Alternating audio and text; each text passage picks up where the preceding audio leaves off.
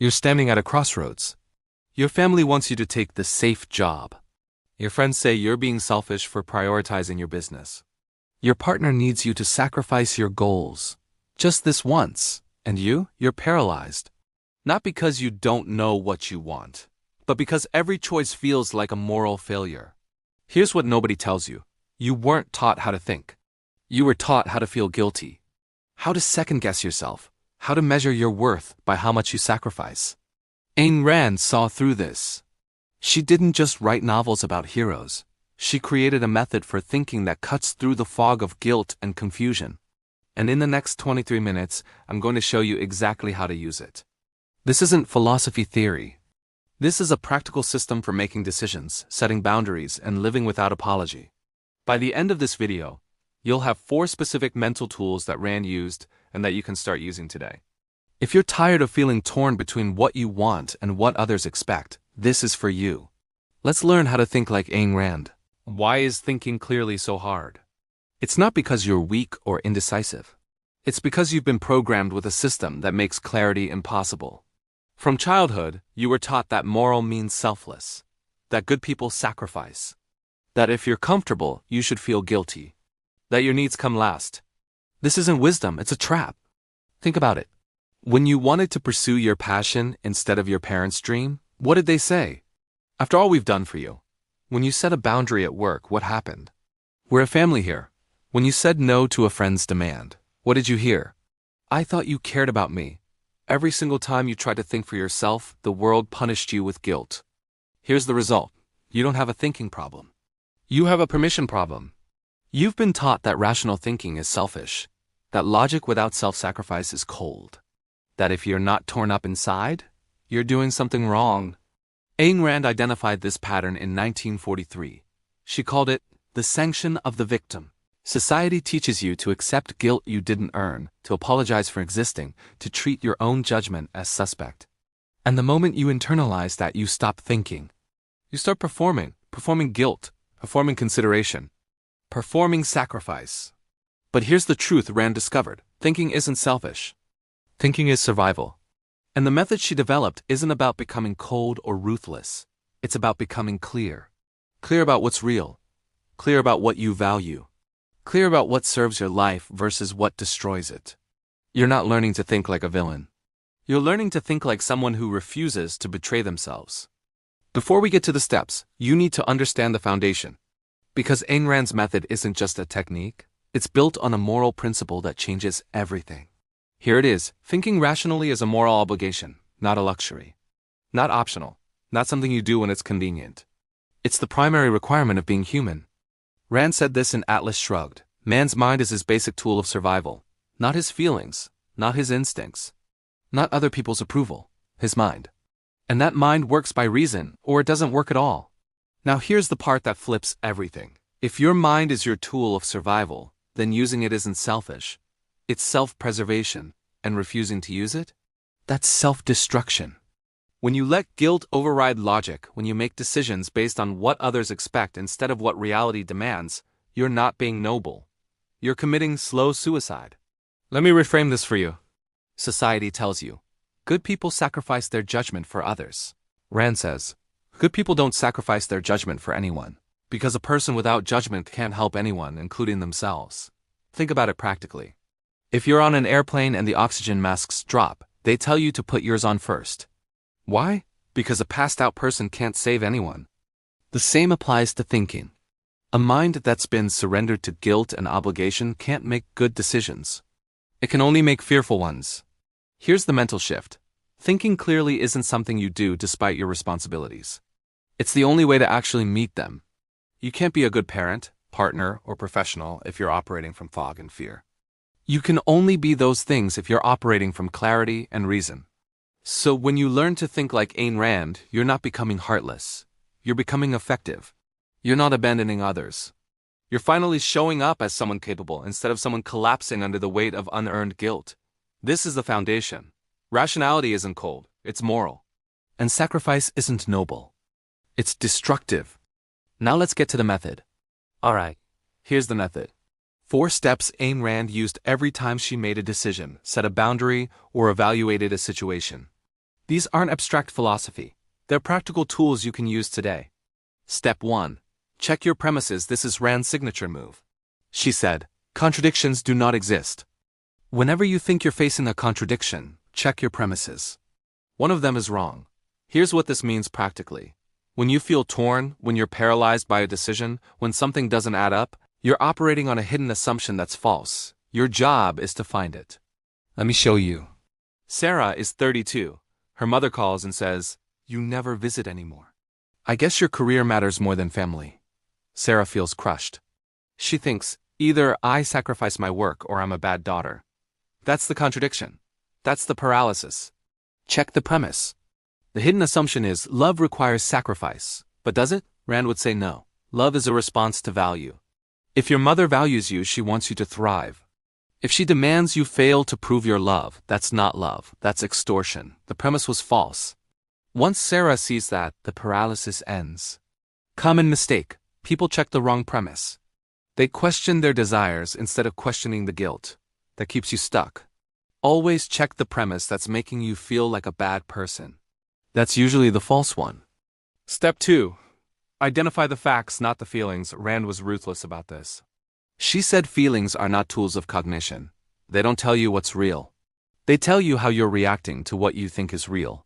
Here's the tool. When you're facing a decision, separate facts from interpretations. Facts. Observable. Verifiable. Feelings. Your response to your beliefs about those facts. Example. Mike's boss says, "We need you to work this weekend." The client's demanding it. Mike feels obligated. But let's identify the facts. Fact. The client wants something. Fact. The boss is asking Mike to work. Now the interpretation. I have to say yes or I'll lose my job. Is that a fact? No. That's a fear based on assumption. Here's what Rand would do. Identify the actual consequence. Will he be fired for saying no? Has anyone been fired for this? What's the client's actual timeline? What's Mike's contract say about weekend work? Facts don't care about your anxiety. They just are. Once Mike sees the facts, he realizes the client's timeline is flexible, his contract specifies weekday hours, and his boss is testing boundaries, not making demands. The feeling of obligation was based on interpretation, not reality. Common mistake. Treating feelings as evidence. I feel guilty, therefore I did something wrong. No. You feel guilty because you believe you did something wrong. Check if that belief matches reality. Usually it doesn't. Step 3. Define your values explicitly, Rand said. The purpose of morality is to teach you not to suffer and die, but to enjoy yourself and live. But most people can't enjoy anything because they've never defined what they're living for. Here's the step. Write down your top 3 values. Not what you should value, what you actually value. What makes your life worth living? For Rand, it was her work, her romantic relationship, and her intellectual integrity. Everything else was secondary. Example. Jennifer is torn. Her sister wants her to move back home to help with their aging parents. Jennifer's values, her career as a surgeon, her marriage, her autonomy. Her sister's argument, family comes first. But does it? For Jennifer, it doesn't. Her career saves lives. Her marriage is her primary relationship. Her autonomy is non-negotiable. Here's what Rand would do. Jennifer doesn't apologize for her values. She doesn't pretend they're different to avoid conflict. She says, my career and marriage are my top priorities. I'll contribute financially to care, but I won't move. Clear values create clear boundaries. When your values are explicit, decisions become simple. Does this choice support my values or contradict them? If it contradicts them, the answer is no. No guilt. No confusion. Common mistake. Listing values you think you should have instead of the ones you actually have. This keeps you at war with yourself. Be honest. If career matters more than extended family, own it. Rand would. Step 4. Think in principles, not emotions. This is the final tool. Rand said, a principle is a truth that serves as a guide to action. Emotions fluctuate. Principles don't. Here's how you use it. When facing a decision, ask yourself, what principle applies here? Not, how do I feel? Not, what will people think? What principle guides this situation? Example. David lent his brother $5,000. 6 months later, no repayment, no communication. David feels angry but also guilty for feeling angry. He's family, he thinks. But what's the principle? Rand would say, justice. You give value for value. David gave money with the agreement of repayment. His brother took the value without returning it. That's injustice. The principle makes it clear. David isn't wrong for expecting repayment. His brother is wrong for violating the agreement. The emotion, anger, is appropriate. It's signaling a violated principle. Principles cut through emotional fog. Is this about honesty? Apply honesty. Is this about respect? Apply respect. Is this about self-preservation? Apply self-preservation. When you think in principles, you stop drowning in feelings and start navigating by truth. Common mistake, confusing principles with rules. Rules are arbitrary, always help family. Principles are rational. Give value for value. Rules trap you. Principles free you. Use principles. Hear us. What's going to happen when you start thinking like Ayn Rand? People will push back. Hard, not because you're doing something wrong, but because you're disrupting a system that depends on your compliance. Let me prepare you for the 3 most common reactions and how to handle them. Reaction 1. You've changed. You're not the person I knew. This is the guilt trip disguised as concern. What they're really saying is, you used to be controllable, and now you're not. Here's what's happening. When you operated from guilt, you were predictable. You said yes. You sacrificed. You bent. Now you're checking premises, identifying facts, and thinking in principles. That makes you unpredictable. That threatens them. How Rand would respond. You're right. I have changed. I used to make decisions based on guilt. Now I make them based on reality. If you valued the person who betrayed themselves for your comfort, then yes, that person is gone. You don't defend, you don't apologize, you confirm. Yes, you've changed, and that change is progress, not regression. The person who thinks clearly isn't worse than the person who didn't. They're better. Own it. The key is this. Don't get drawn into proving you're still good. You're not on trial. If they can't handle your clarity, that's data about them, not evidence against you. Reaction 2. That's so selfish. What about everyone else? This is the nuclear option. The word selfish is deployed to make you collapse. Because you've been trained to fear it like a disease. Here's what they're counting on. You'll panic, backtrack, and prove you're not selfish by sacrificing something. But Rand flipped this completely. She asked, selfish by what standard? If selfish means living for yourself instead of being a servant to others, then yes, you're selfish, and that's moral. If selfish means harming others for gain, then no, you're not selfish. You're just refusing to harm yourself for their gain. There's a difference. How Rand would respond. I'm selfish in the same way you re-selfish when you eat food instead of starving. Self-preservation isn't a vice. It's a requirement. And if you think my refusal to sacrifice is selfish, then you're admitting you expected me to be your sacrifice. Why is that moral? Flip the frame. Don't defend against the accusation. Question the standard behind it. Why should your self-interest be evil but their demand for your sacrifice be righteous? Make them answer that.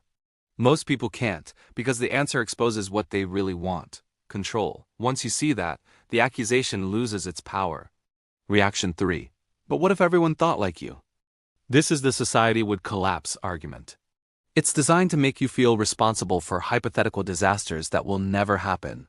Here's the flaw.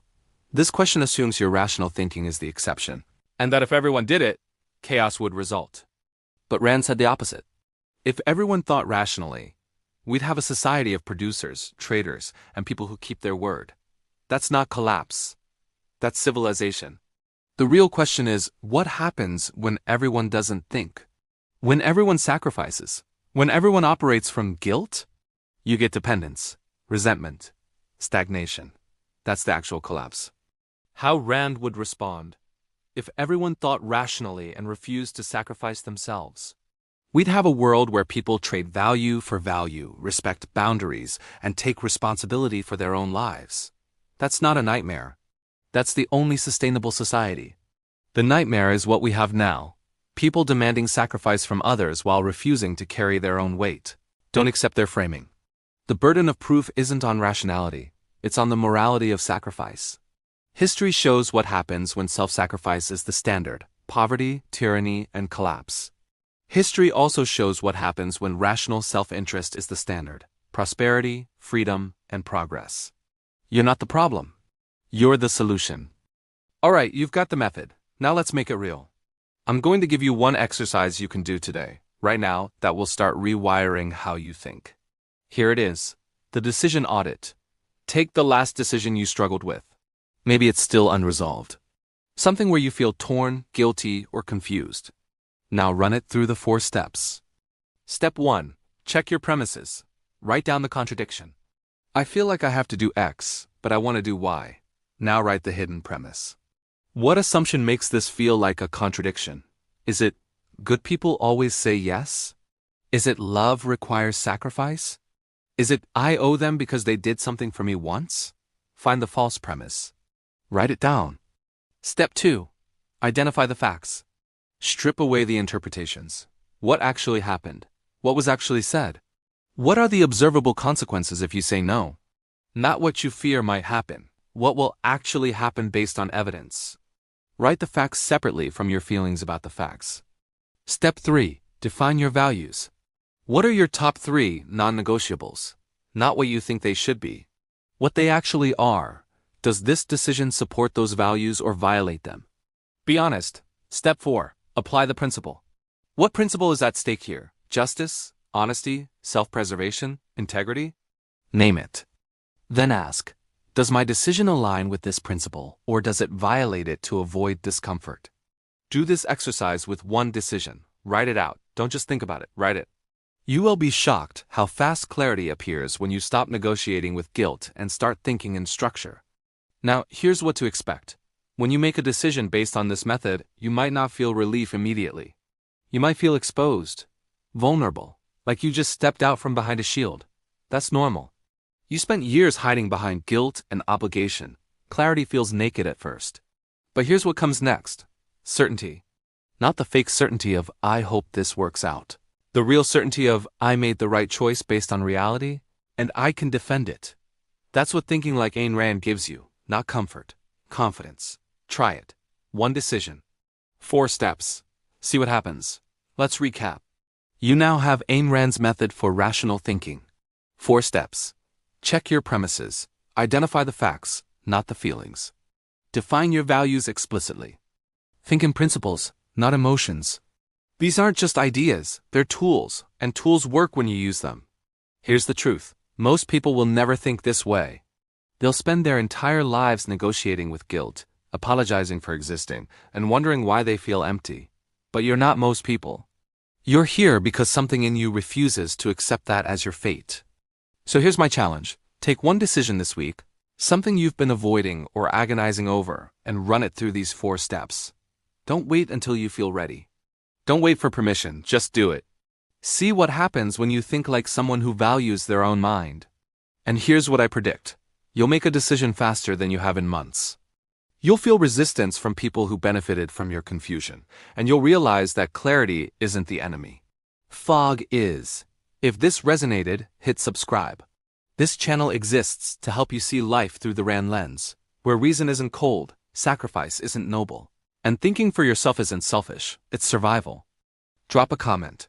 What decision are you going to run through these 4 steps? I want to hear what you're working through. And if you want to go deeper, watch this next video where I break down the one boundary Ayn Rand said you should never compromise. It's the video people need but avoid. Don't be one of them. Thanks for watching. Now go think.